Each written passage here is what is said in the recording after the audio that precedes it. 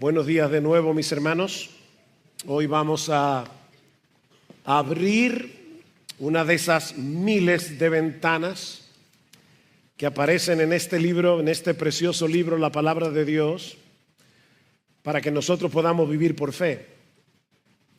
Les pido, por favor, que abran sus Biblias en Mateo capítulo 4, vayan abriendo sus Biblias allí, Mateo capítulo 4, el texto que se leyó hace un momento. Pero antes, permítame orar. Vamos a pedir al Señor que venga y traiga su palabra y haga una revolución en nuestros corazones en esta mañana. Vamos a orar. Soberano Rey, nosotros en esta mañana no solo queremos, sino que necesitamos mirar por encima del sol. Miramos a nuestro alrededor, Señor, y las cosas lucen ante nuestros ojos como un mar embravecido. Parece, Señor, como si las olas fueran a hundirnos, a anegarnos. Oh, cuánto necesitamos en esta mañana mirar por encima del sol. Cuánto necesitamos abrir este libro y permitirnos que tu Espíritu Santo ilumine nuestro entendimiento para que nosotros podamos seguir aprendiendo cómo vivir por fe, no por vista. Padre, tu iglesia aquí te necesita. Las personas que han venido de visita hoy domingo te necesitan. Por favor, ven, Señor, y concédenos no solamente edificar a tu iglesia, sino también echar las redes espirituales y que muchos pecadores sean pescados por el poder del Evangelio y sean traídos a tu reino, porque te lo pedimos en el precioso, maravilloso, exaltado nombre de Jesús. Amén y amén. Si saliéramos hoy a la calle y le preguntáramos a 10 personas escogidas al azar, ¿qué significa seguir a Jesús? Es muy probable que recibamos 10 respuestas distintas. Y es muy probable que la mayoría de ellas estén equivocadas. Algunas personas piensan que ser cristiano, ser un seguidor de Jesús es asistir a la iglesia los domingos, que ser un cristiano es llevar una vida moralmente aceptable, lo que llamaríamos en el día de hoy ser una buena persona. Otros pensarán que seguir a Jesús es adherirse a una serie de tradiciones religiosas específicas, o incluso que debemos depender de Jesús para alcanzar una vida próspera, una vida exitosa, como si Jesús fuera una especie de amuleto divino. La tragedia detrás de esas respuestas erróneas es que muchos creen que están siguiendo a Jesús cuando en realidad no es así. Dicen que son cristianos, pero continúan persiguiendo sus propios intereses, sus propias metas en la vida, sus propias ambiciones, sus propios deseos. En otras palabras, ellos no están siguiendo a Jesús, que tiene otras metas, otras ambiciones, otros deseos, sino que se están siguiendo a sí mismos. Como veremos en el texto que estaremos considerando en la mañana de hoy, en Mateo capítulo 4, seguir a Jesús no implica simplemente un ajuste superficial en nuestras vidas. Algunas personas dicen, bueno, sabemos que no todo el mundo es perfecto, nosotros pecamos, necesitamos hacer algunos ajustes aquí o allá.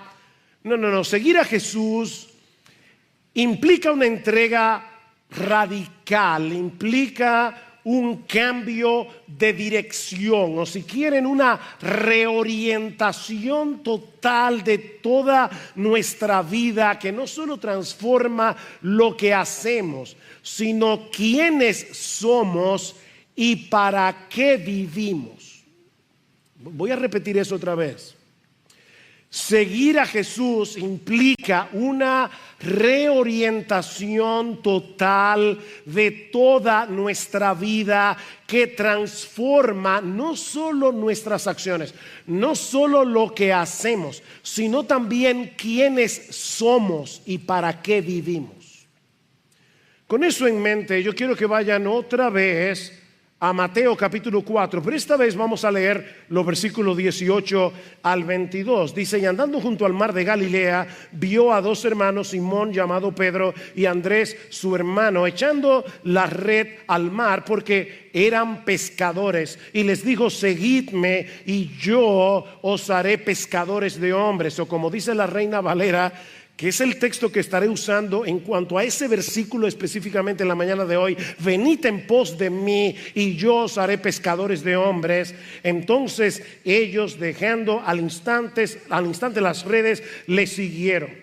Y pasando de allí vio a otros dos hermanos, Jacobo hijo de Zebedeo y Juan su hermano, en la barca con su padre Zebedeo, remendando sus redes, y los llamó. Y ellos, dejando al instante la barca y a su padre, le siguieron.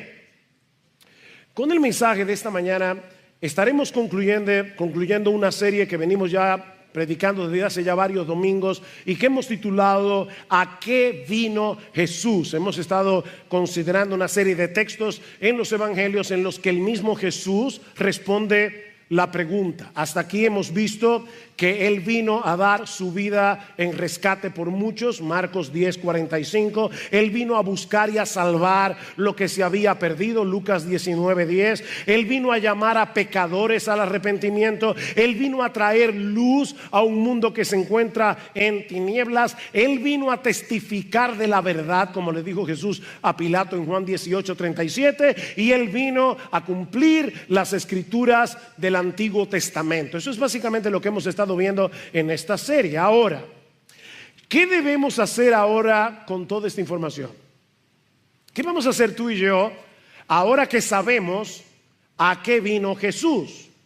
Bueno, responder a su invitación en Mateo 4:19.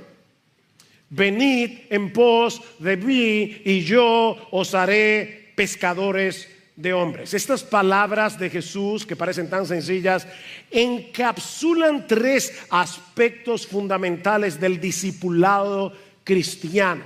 Mis hermanos, ¿cuál es la declaración de misión de nuestra iglesia? Es formar una comunidad de discípulos de Jesucristo que hacen discípulos, compartiendo la palabra unos con otros en el poder del Espíritu Santo.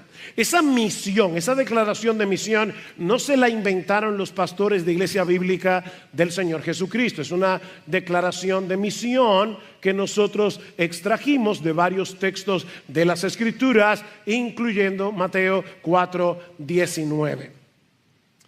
¿Cuáles son los tres aspectos fundamentales del discipulado cristiano que se encuentran en Mateo 4:19? Bueno, en primer lugar es un llamado a seguir a Jesús. En segundo lugar es un llamado a ser transformado por Jesús. Y en tercer lugar es un llamado a abrazar la misión de Jesús. Sencillo, ¿verdad?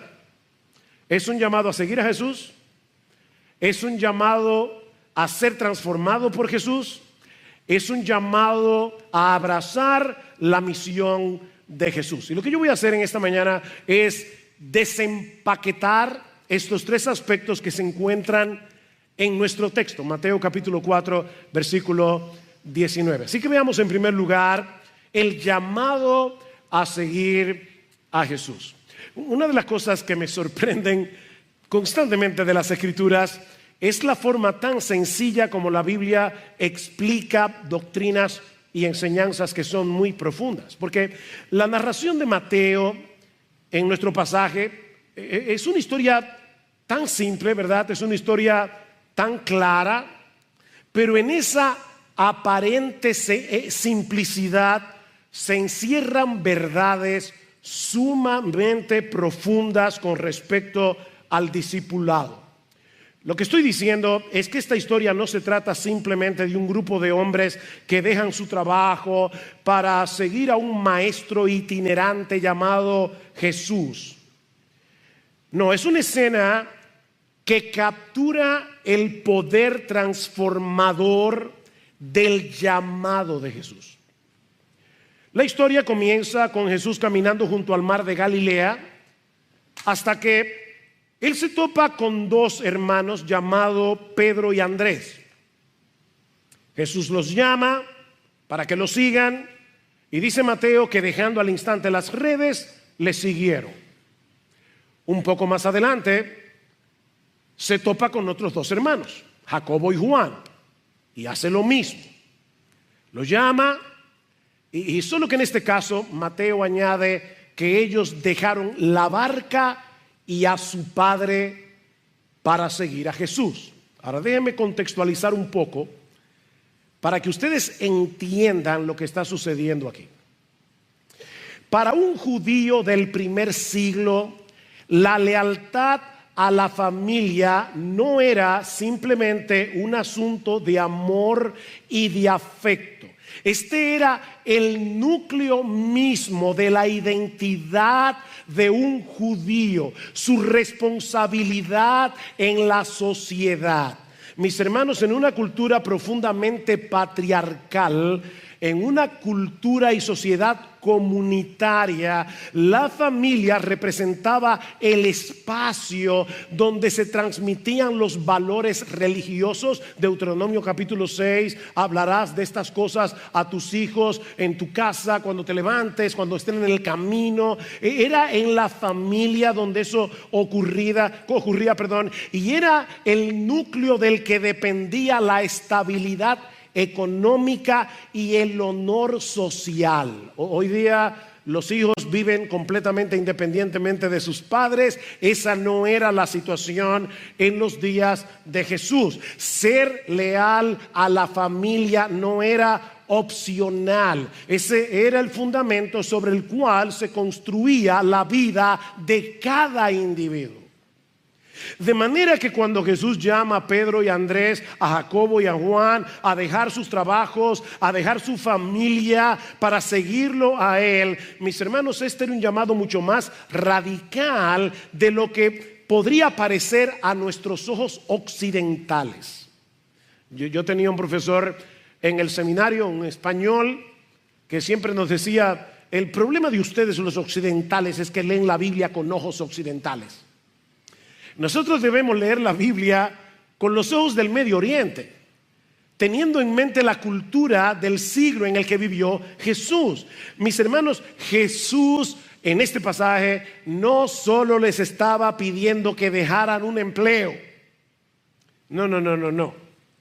Jesús les estaba pidiendo que reconfiguraran por completo su identidad y sus prioridades. Era un llamado a dejar atrás no solo barcas y redes, sino también las expectativas culturales que definían quiénes eran, cuál era su lugar en el mundo. Y obviamente en ese momento ellos no tenían un claro entendimiento de todo lo que implicaba seguir a Jesús, pero estos hombres dejaron todo atrás, porque entendieron en ese momento, entendieron que el llamado de Jesús, que lo que Jesús les estaba ofreciendo era infinitamente superior que lo que ellos estaban dejando. Estos hombres comprendieron en ese momento que el reino de Dios no era simplemente un concepto, era una realidad presente en la persona de Jesús, el Rey del reino, que lo exige todo porque lo ofrece todo. Yo recuerdo hace muchos años atrás que un miembro de esta iglesia, dando su testimonio, decía: mira, cuando yo me convertí, yo recuerdo que entendí el llamado de la Biblia y yo le decía al Señor: bueno, Señor, mira, yo estoy dispuesto a darte el 50% de mi vida. Y Jesús me dijo: no, está bien, te voy a dar el 75% de mi vida. Y Jesús me dijo: no, Así que le dije, bien, bien, Señor, mira, te voy a dar el 99% de mi vida. Y Jesús me dijo, no, es el 100%. Este no es un llamado que tú puedes seguir a medio tiempo. Este es un llamado a tiempo completo. Es el llamado del Rey de Reyes, del Señor de los Señores, del Hijo de Dios encarnado. Un Rey que lo exige todo porque lo dio todo. Ahora, debo aclarar que esto no significa que Jesús estuviera negando la importancia de la familia o que Jesús estuviera moviendo a estos dos pares de hermanos a violar el quinto mandamiento: honra a tu padre y a tu madre. Obviamente no, pero sí estaba estableciendo una lealtad a Jesús que supera todas las otras lealtades terrenales. Ese es el llamado. ¿Qué dice el Señor en Mateo capítulo 10, versículo 37? El que ama a padre o madre más que a mí no es digno de mí. El que ama a hijo o a hija más que a mí no es digno de mí. Y el que no toma su cruz y sigue en pos de mí no es digno de mí. Lo que Jesús exige es que tú lo ames a Él, lo tengas a Él como una prioridad, que no solamente está por encima de tus padres, no solamente está por encima de tus hijos, está por encima de tu propia vida. El que no toma su cruz y sigue en pos de mí no es digno de mí. Es un rey que lo exige todo porque Él lo dio todo. Obedecer este llamado demandaba de estos hombres una fe extraordinaria, porque implicaba no solo transferir su lealtad completa a Jesús, someterse a su autoridad absoluta.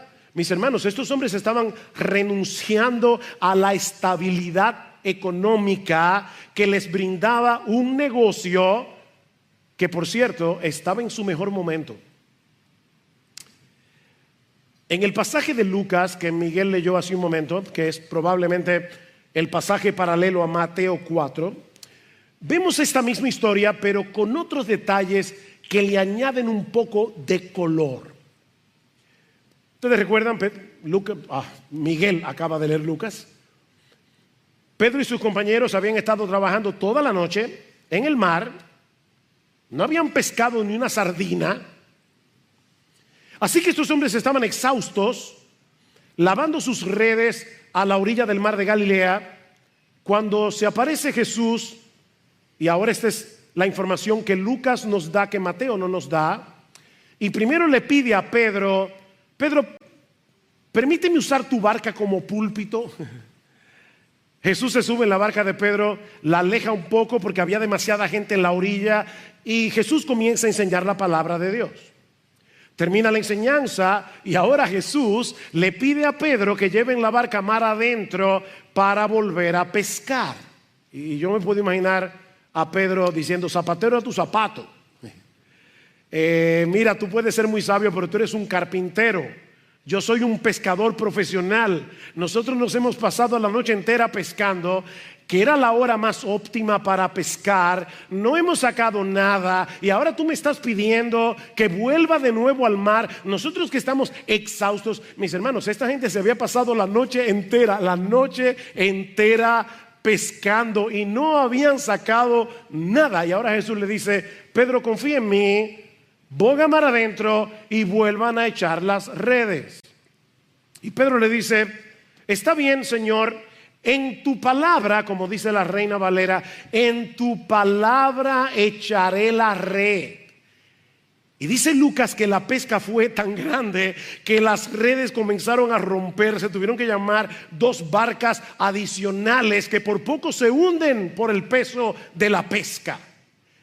Y mis hermanos, es precisamente en ese momento cuando el negocio estaba boyante, cuando no podía estar mejor, que Jesús les dice a estos hombres: déjenlo todo y síganme a mí.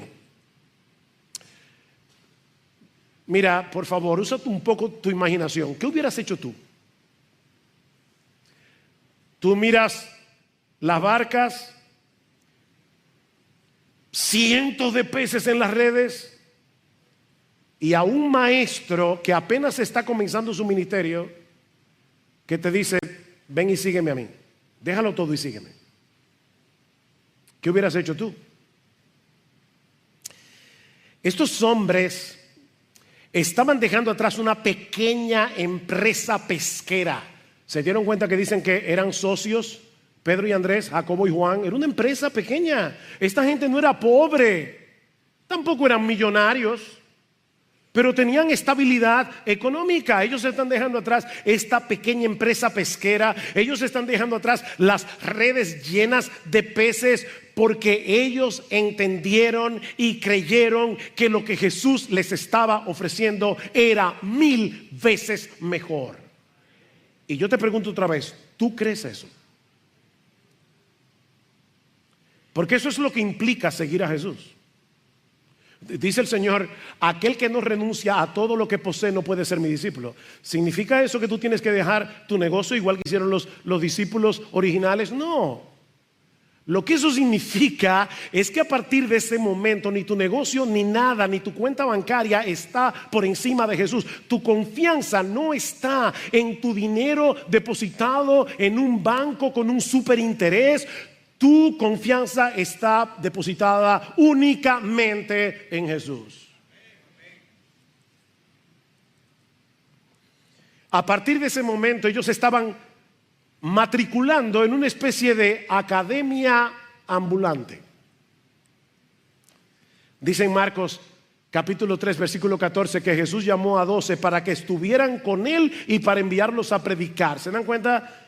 Primero para que estuvieran con él, luego para enviarlos a predicar. Estos hombres, a partir de este momento y durante 3 años y un poco más, ellos iban a caminar con Jesús, ellos iban a escuchar las enseñanzas de Jesús, ellos iban a ver a Jesús actuar, ellos iban a ver a Jesús interactuando con las personas que se encontraban en el camino.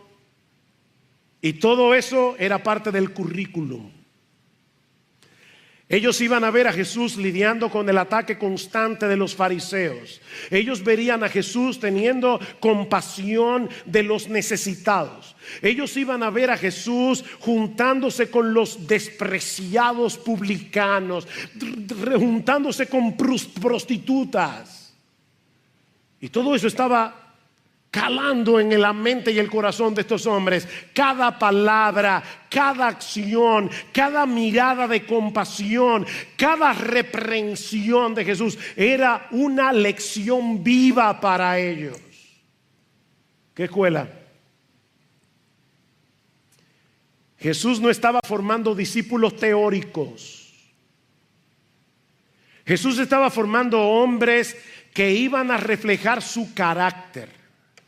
Estaba formando hombres que debían absorber sus opiniones, hombres que deberían llegar a pensar y actuar como Jesús. En otras palabras, mis hermanos, Jesús llamó a estos hombres para enseñarles a ser como Jesús.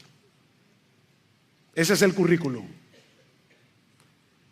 Jesús iba a enseñarles a ser como Jesús. Y ¿sabes qué, mi amigo? Ese es el mismo llamado que Jesús te hace hoy por medio de la predicación del Evangelio. Aunque Él no está físicamente presente con nosotros hoy, nosotros podemos ver a Jesús, podemos verlo en las páginas de los Evangelios, podemos escuchar sus enseñanzas por medio de su palabra, podemos realmente seguirlo a Él. Este es un llamado a abandonar cualquier cosa. Óyeme bien, mi hermano, mi amigo. Este es un llamado a abandonar cualquier cosa que compita con Jesús por el lugar supremo en tu corazón. Ven que no se puede ser seguidor de Jesús a medio tiempo.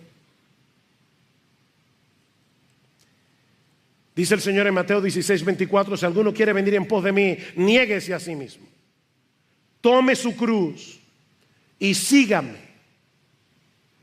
La conversión implica un cambio de lealtades. La conversión implica un traslado de nuestra confianza, de nuestra dependencia. Antes confiábamos en cosas terrenales como el dinero, la reputación, las tradiciones religiosas o incluso en nuestra propia capacidad. Pero ahora estamos transfiriendo nuestra lealtad, estamos transfiriendo nuestra confianza únicamente, absolutamente, exclusivamente a la persona de Jesús.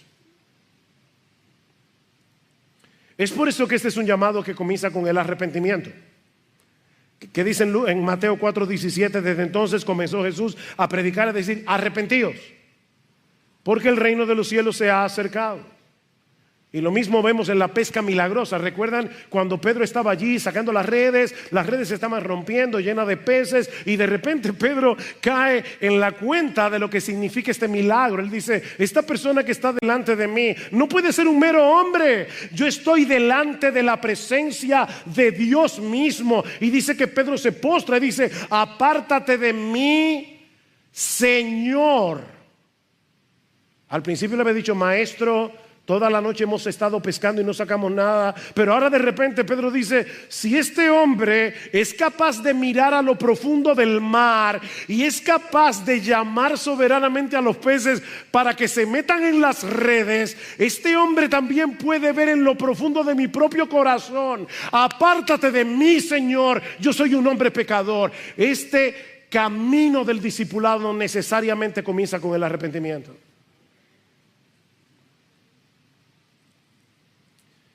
El discipulado comienza reconociendo que vamos por el camino equivocado. El discipulado comienza reconociendo que nosotros estamos viviendo para nuestro pequeño reino, haciendo nuestra voluntad, buscando nuestra propia gloria.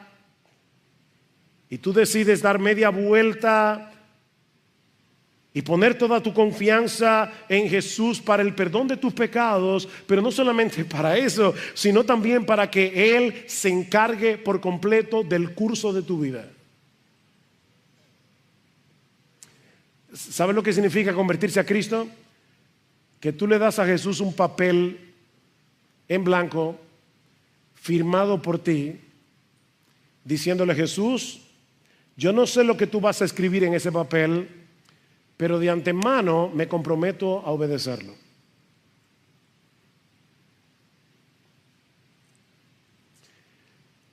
Los seguidores de Jesús van detrás de Jesús. Eso es obvio. Los seguidores de Jesús van detrás de Jesús en el camino de la obediencia a la voluntad de Dios. No siempre seguir a Jesús te va a llevar por el camino que más te gusta. Pero ahí es que entra en juego la fe. Señor, yo no entiendo por qué me estás llevando por este camino tan empinado. Yo no entiendo por qué me estás llevando por este camino tan doloroso. Yo no entiendo por qué me estás llevando por este camino tan peligroso. Pero ¿sabes qué, Señor? Yo te estoy siguiendo a ti. Por donde tú vayas iré, lo que tú me pidas haré.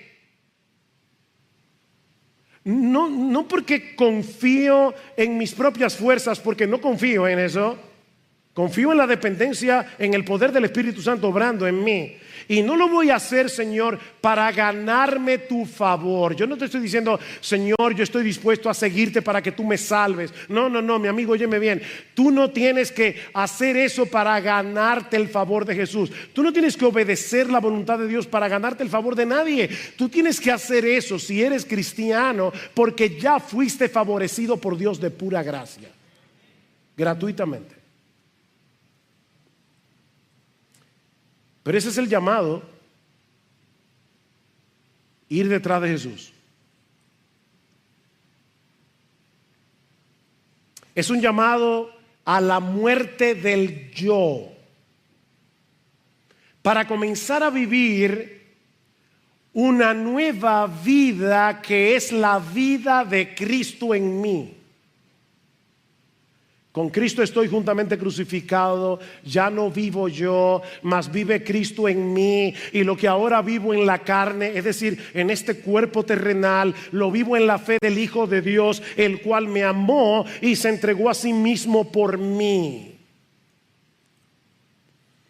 Lucas 9:23 dice el Señor, y decía a todos, ven, no simplemente a una élite de supercristianos en la iglesia. No hay dos clases de discípulos, hay una sola clase de discípulos. Son aquellos que se han arrepentido de sus pecados y que confían únicamente en Jesús, siguen únicamente a Jesús. Y decía a todos, si alguno quiere venir en pos de mí, si alguno quiere venir, cualquiera, el que quiera venir en pos de mí, niéguese a sí mismo, tome su cruz cada día y sígame.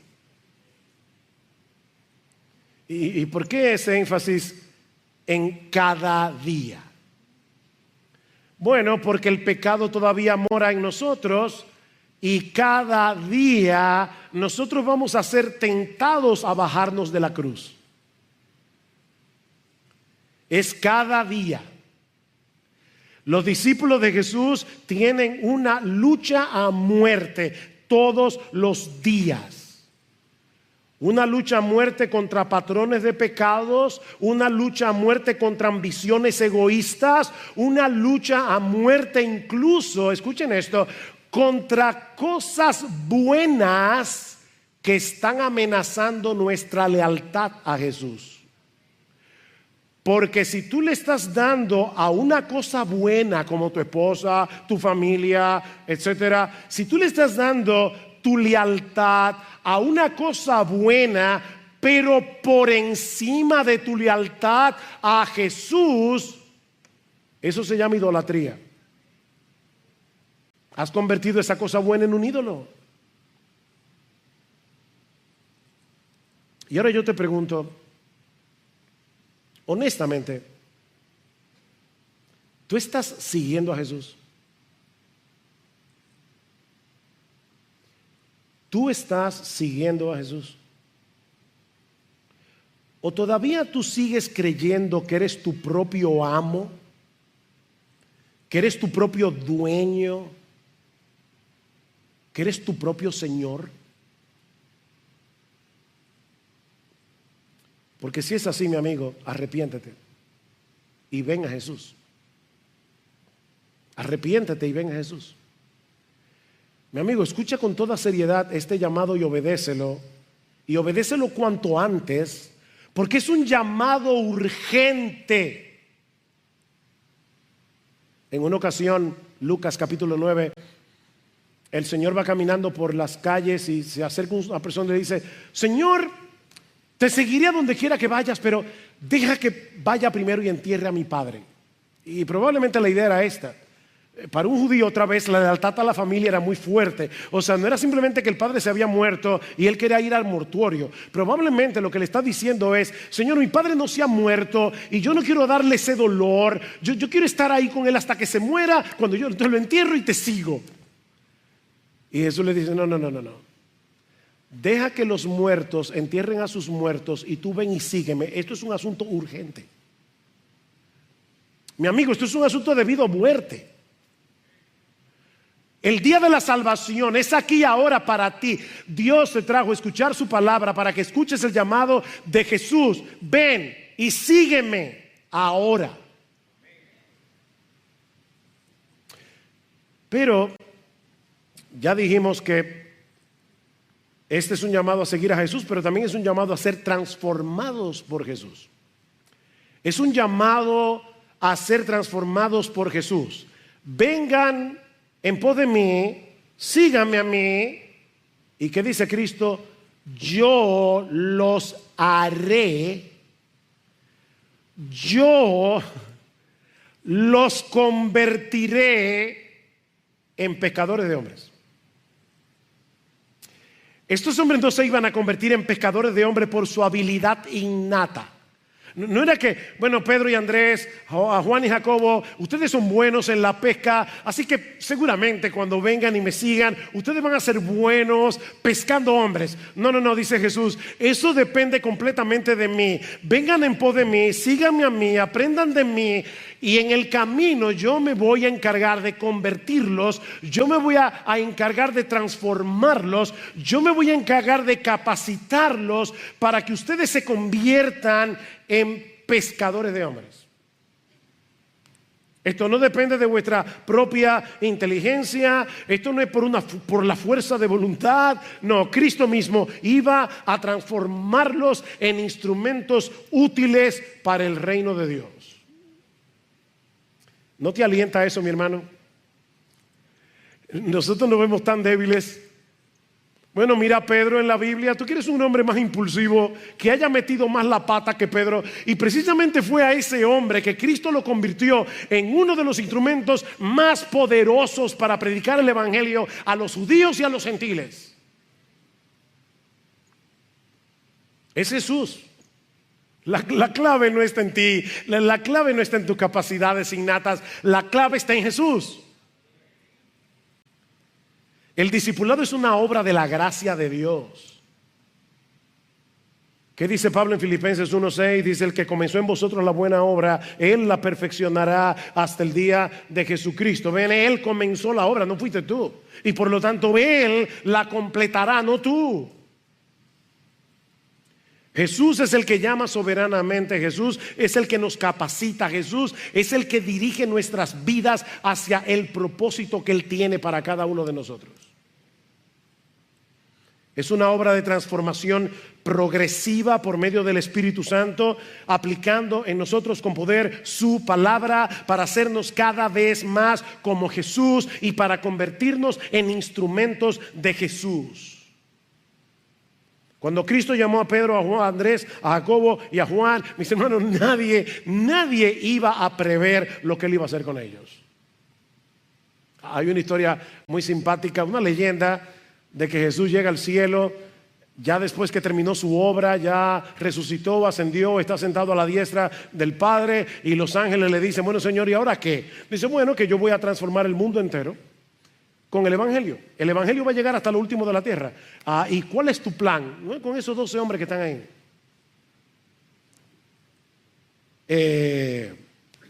¿Tú no tienes un plan B?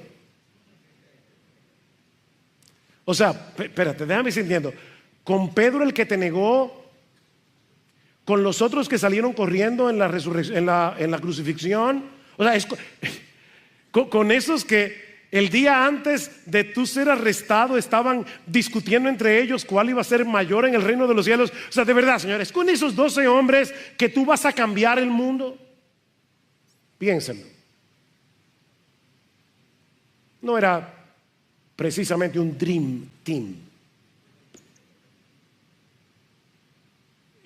¿Tú no tienes un plan B?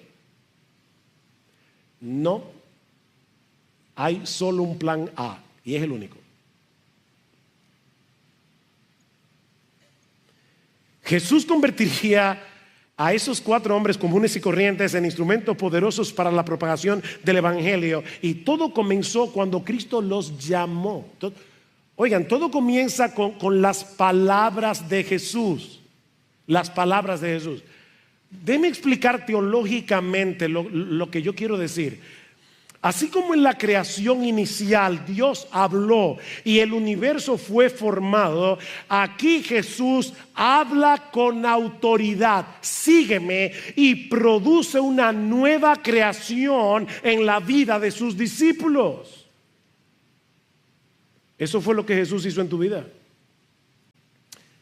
2 Corintios 5:17: si alguno está en Cristo, nueva criatura es. El texto dice literalmente: si alguno está en Cristo, nueva creación es. Es una nueva creación. Efesios 2:10: porque somos hechura suya, creados en Cristo Jesús para buenas obras, las cuales Él preparó de antemano para que anduviésemos en ellas. Es por eso que al final de la historia Jesús se llevará toda la gloria. es Jesús. Lo que estoy diciendo, mis hermanos, es que Jesús no solo nos llama a vivir para un propósito, sino que nos recrea para que seamos capaces de cumplir el propósito.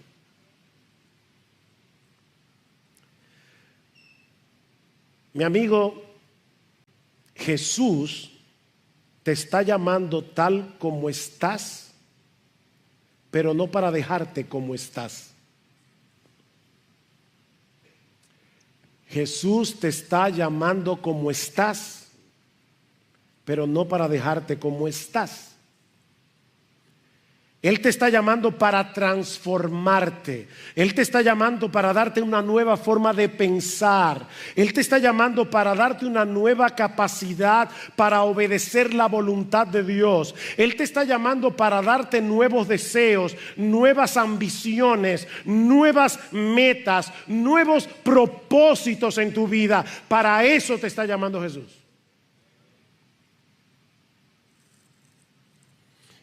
Él te está llamando a una nueva dependencia. O sea, en vez de tú seguir dependiendo de tus propias capacidades o en cualquier otra cosa, Él te está llamando para que desde ahora en adelante tú dependas de Él, para que Él te cambie, para que Él te dé la capacidad de obedecer, para que Él te capacite a servirle en su reino. ¿Qué dice el salmista? Encomienda al Señor tu camino y confía en Él y Él hará.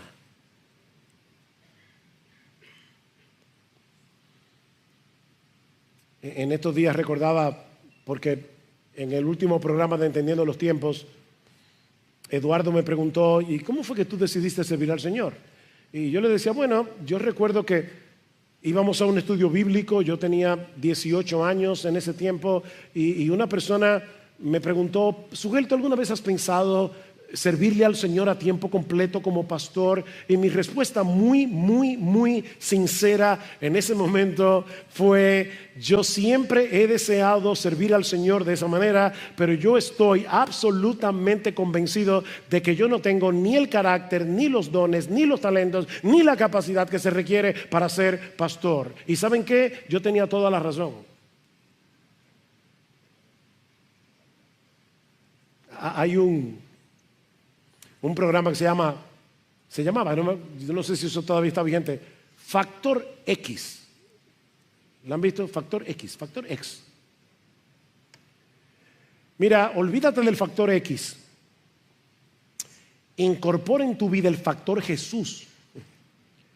Porque es Jesús el que va a hacer el cambio, es Jesús el que te va a dar la capacidad, es Jesús el que te va a hacer un instrumento útil en sus manos. Pablo le dice a Timoteo: Timoteo, tú hijo mío, fortalécete en la gracia que hay en Cristo Jesús. Y esta palabra fortalécete es interesantísima, porque conlleva la idea de ser capacitado, o una palabra que está muy de moda hoy, empoderado.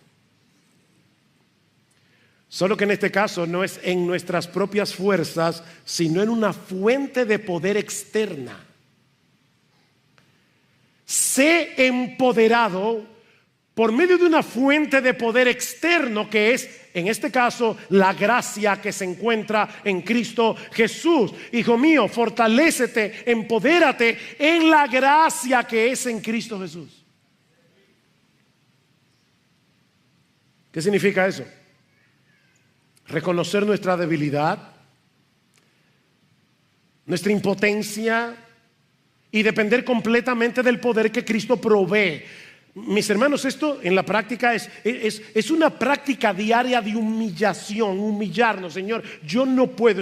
Es una práctica diaria de humillación, de orar, de buscar su presencia, de actuar en fe, confiando en que su gracia es suficiente para hacer lo que Él quiere que yo haga.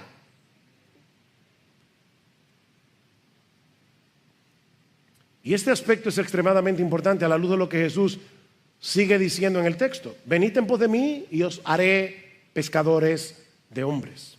Y este es el tercer elemento del llamado que hemos visto hasta aquí. Este es un llamado a seguir a Jesús, es un llamado a ser transformado por Jesús, es un llamado a abrazar la misión de Jesús. La misión de Jesús. ¿A qué vino Jesús? A pescar hombres para el reino. El Hijo de Dios dejó su trono en el cielo, dejó la gloria para venir a rescatar pecadores. Y ahora está diciendo, ustedes son mis discípulos, tienen que abrazar mi misión. Yo vine a ser pescador de hombres, ustedes serán hechos por mí pescadores de hombres. Mis hermanos, la conversión en discípulos de Jesús no es un fin en sí mismo. Es el inicio de una nueva misión de vida. Llegar a ser pescadores de hombres. Y aquí tenemos que volver al pasaje de Lucas 5, otra vez.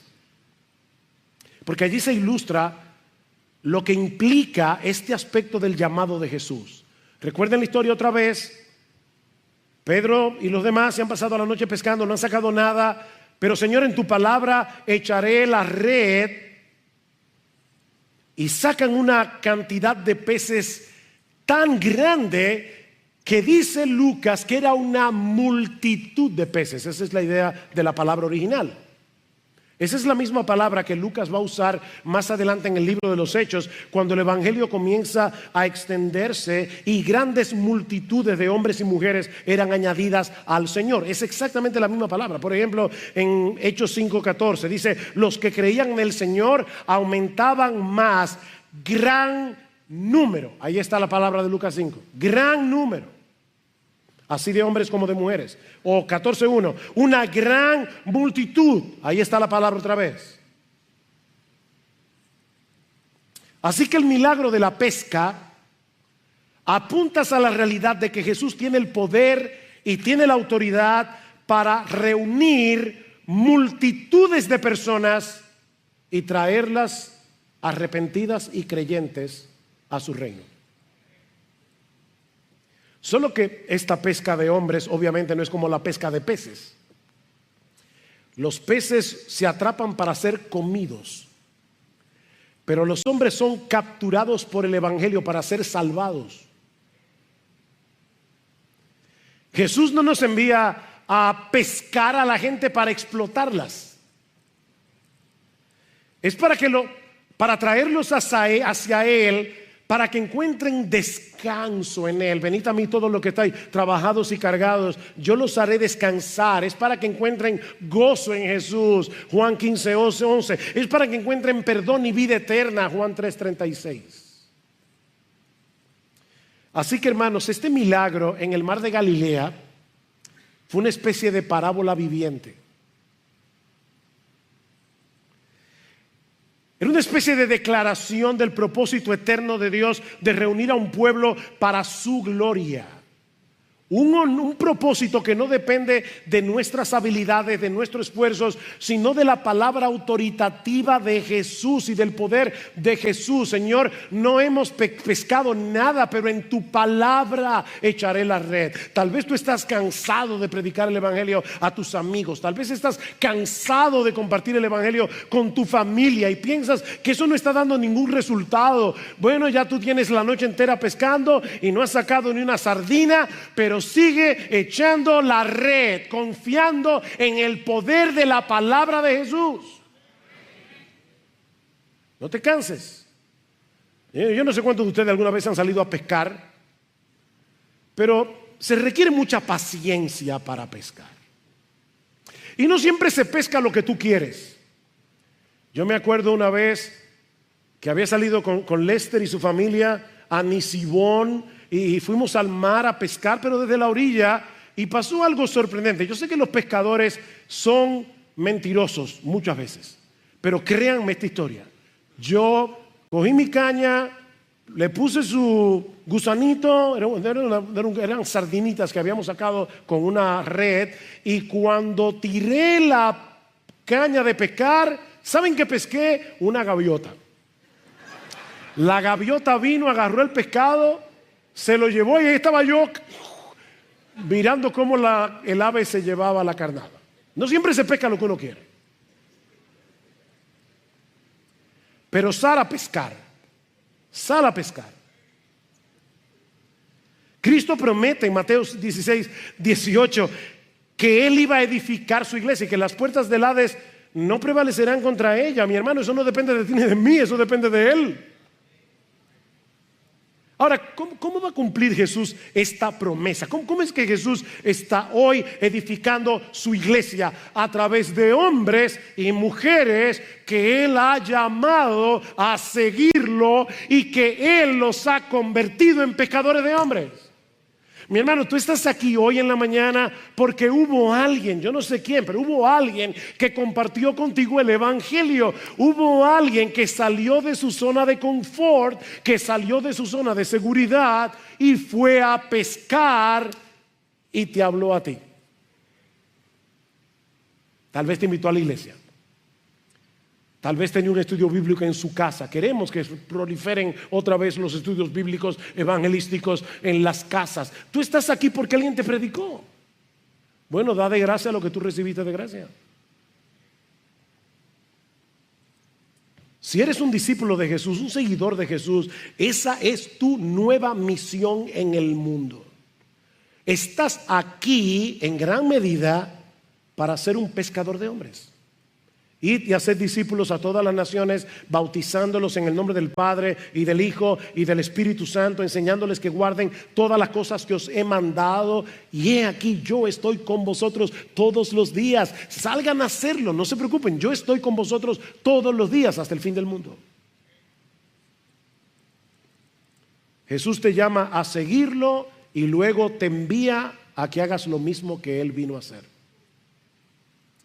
Predicar el evangelio a otros, llamarlos para que sigan a Jesús. Mi hermano, eso no depende de tu capacidad para convencer a la gente. Eso depende del poder de Jesús que está en nosotros todos los días. Ese Jesús que obra por su Espíritu en los corazones de los hombres, a través de su palabra. ¿Qué estaba haciendo Jesús en Mateo 4? Predicando el evangelio, dice versículo 17. ¿Qué estaba haciendo Jesús en Lucas 5? Predicando el evangelio. Y le estaba diciendo a los discípulos, ¿saben qué? Cuando ustedes hagan lo mismo, ustedes van a tener probablemente un resultado similar.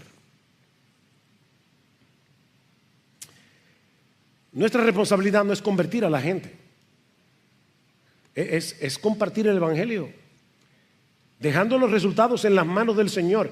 Y mi hermano, no te sientas desanimado cuando tú no veas los resultados que deseas, porque no siempre nos toca a nosotros ver el final de la obra que Dios está haciendo.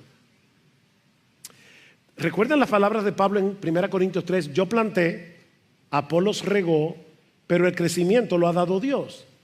Así que, dice Pablo, ni el que planta es algo, ni el que riega es algo, sino Dios que da el crecimiento. Así que a uno les toca plantar, a otro le toca regar y a otro le toca cosechar. Pero es una labor en cierto modo comunitaria. Jesús dijo a sus discípulos en Hechos 1:8 que una de las razones por la que Él les enviaría el Espíritu Santo era para que recibieran el poder necesario para dar testimonio de Él hasta lo último de la tierra. Óyeme, Dios envió a tu vida el Espíritu Santo para que tú pudieras dar testimonio de Él hasta lo último de la tierra. Predica el evangelio, mi hermano, predica el evangelio.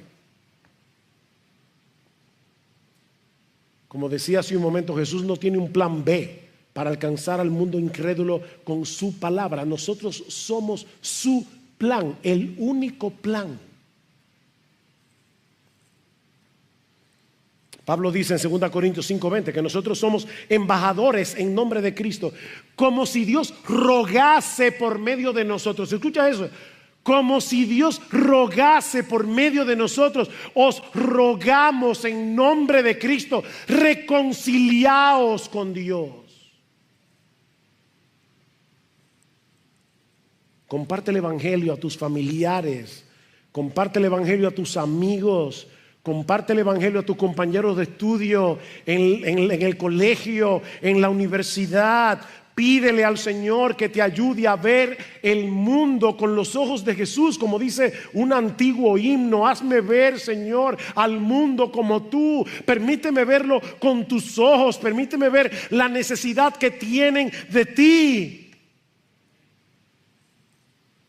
Y en oración dile a otros lo que hizo Jesús en la cruz para salvar a pecadores. Riega la semilla de la palabra en oración. Y Dios se encargará de usarla conforme a su perfecta y santa voluntad. Y si tú estás aquí sin Cristo, mi amigo, por favor no te vayas de este lugar sin obedecer el llamado de Jesús. Porque su invitación continúa vigente hoy. Qué precioso, venid a mí, todos los que estáis trabajados y cargados, y yo os haré descansar. Y Jesús le dijo eso a una sociedad de personas que creían que tenían que hacer esto y tenían que hacer esto y tenían que hacer esto para poder salvarse. Y Cristo le dice: venid a mí, ustedes están cansados de tratar de ganarse la salvación por sus buenas obras. Vengan a mí, todos los que estáis trabajados y cargados, yo los haré descansar. Yo soy el pan de vida. El que a mí viene nunca tendrá hambre, y el que en mí cree no tendrá sed jamás. Si alguno tiene sed, venga a mí, beba. El que cree en mí, como dice la Escritura, de su interior correrán ríos de agua viva. Ven y síguelo, mi amigo. Deposita en Él toda tu confianza como el Dios encarnado que murió por pecadores en la cruz. Y yo te aseguro, por la autoridad de este libro, que tu fe no será defraudada. En Él encontrarás perdón, en Él encontrarás vida eterna, y tu alma hambrienta y sedienta será saciada en Jesús desde ahora y para siempre. Vamos a orar.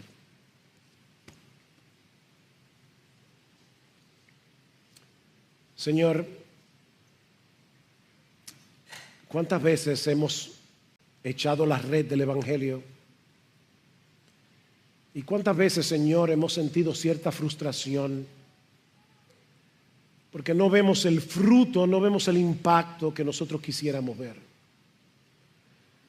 Sin embargo, Señor, en tu palabra echaremos la red. Seguiremos echando la red. Seguiremos compartiendo con otros el mensaje glorioso de salvación, porque nosotros creemos que ese mensaje sigue siendo poder de Dios para salvar a pecadores. Señor, revoluciona a Iglesia Bíblica del Señor Jesucristo. Ayúdanos a ser discípulos que hacen discípulos.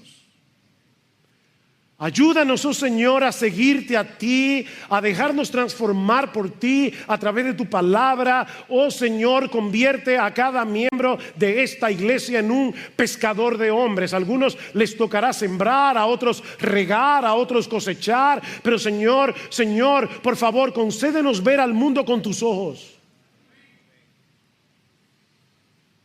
Y Padre, por favor, mira a aquellos que están hoy sin Cristo. Tal vez algunos creyendo que están siguiendo a Jesús cuando en realidad no es así. Despiértalos, Señor, y tráelos hoy. Tráelos hoy a Cristo en arrepentimiento y fe. Oh Señor, obra por el poder de tu Espíritu a través de tu palabra que ha sido predicada, porque te lo pedimos en el nombre de Jesús. Amén.